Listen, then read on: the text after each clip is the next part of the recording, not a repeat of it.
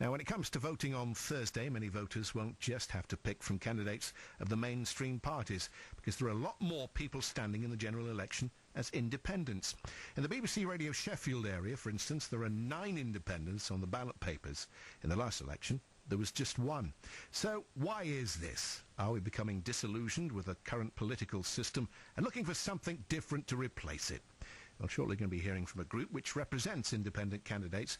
But first, we've been asking people if they'd be more likely to vote for somebody who didn't represent a political party.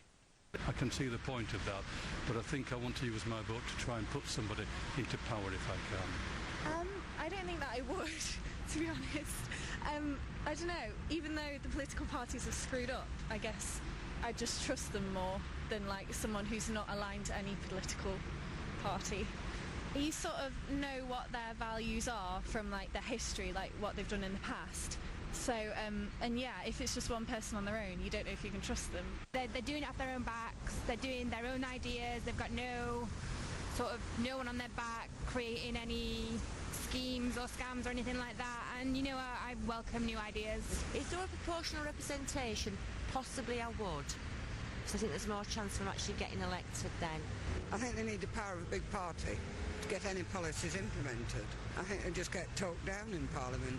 But it's a good idea, but... I think they're more likely to be honest. But I don't think there's a cat in hell's chance of them ever being elected.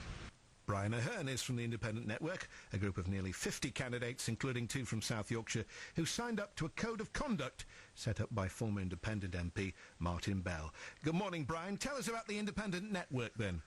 Well, I mean, we actually kicked off just 3 weeks before the 2005 general election, but ultimately we were still, we're still a very small organisation, and the nature in comparison to the political parties, we don't have the funding or anything like that. We've only managed to raise around about 1,500 quid for this election, but, you know, we get by with volunteers and that kind of stuff.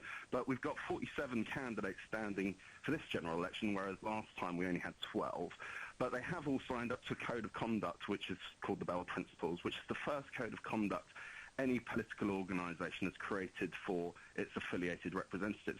It's quite important for people to realise when there's people saying, you know, it's quite difficult to trust the independents and things like that, you know. Well, it's quite difficult to trust any political party or any politician altogether, and that's actually part of the point.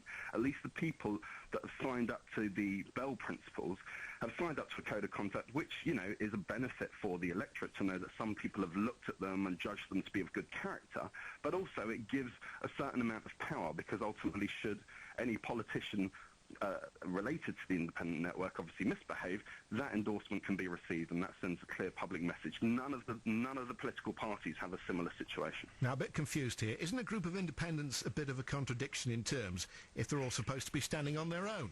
Well, they are standing on their own. They all fund their own campaigns. They have their own policies. The Independent Network itself doesn't have any policies whatsoever. What we do is we champion the value of independent candidates, and why, you know, it's better for people to elect somebody who isn't going to have to be the whipping boy, literally, of the party whips.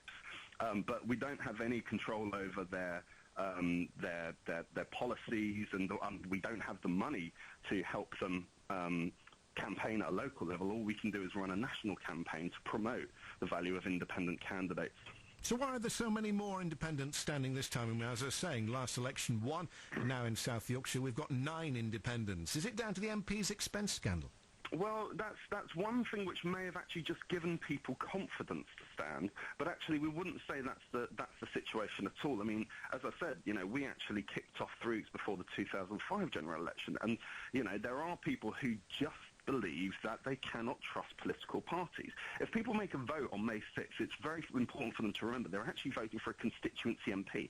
They won't see Cameron, Brown or Clegg on the ballot paper, yeah, and, you know, the person that they elect is very, very important. You know, there have been all the MPs related to the expenses scandal were party political MPs, were related to political parties, and if they just vote on the political party system, they're not truly analysing the person that they're putting into Parliament, in essence, to work for them.